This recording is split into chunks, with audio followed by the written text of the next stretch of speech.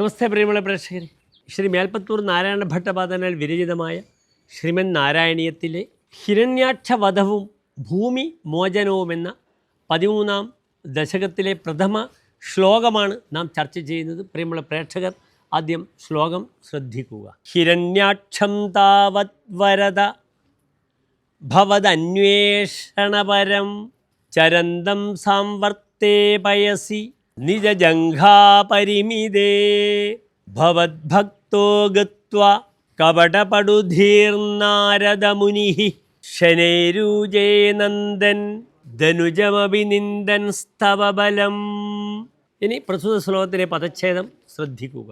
ഹിരണ്യാക്ഷം താവത് വരദ ഭവദന്വേഷണപരം ചരന്തം സാംവർത്തേ പയസി നിജജംഘാപരിമിതേ ഭവദ്ഭക്തഃ ഗത്വാ കപടപടുധീഃ നാരദമുനിഃ ശനൈഃ ഊജേ നന്ദൻ ധനുജം അഭി നിന്ദൻ തവ ബലം.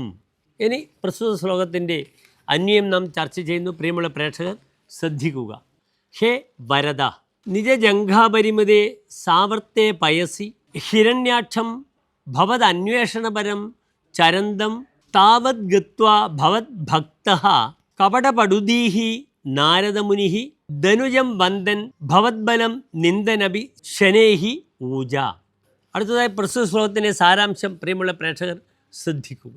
അല്ലയോ വരദാതാവായ മഹാപ്രഭോ, അതിനിടയിൽ അങ്ങയുടെ ഭക്തനും കാപട്യപ്രയോഗ പ്രവീണനുമായ നാരദമുനി അങ്ങയെ അന്വേഷിച്ചുകൊണ്ട് സ്വന്തം കാൽമുട്ടിനു കീഴേ നിൽക്കുന്ന സമുദ്രത്തിൽ ഇറങ്ങി സഞ്ചരിക്കുന്ന ഹിരണ്യാക്ഷൻ്റെ അടുക്കൽ ചെന്ന് ഹിരണ്യാക്ഷനെ സമീപിച്ച് അദ്ദേഹത്തെ സ്തുതിച്ചും താങ്കളെ നിന്ദിച്ചും കൊണ്ട് ഇപ്രകാരം പറയുവാൻ ആരംഭിച്ചു എന്ന് സാരം. നമസ്തേ.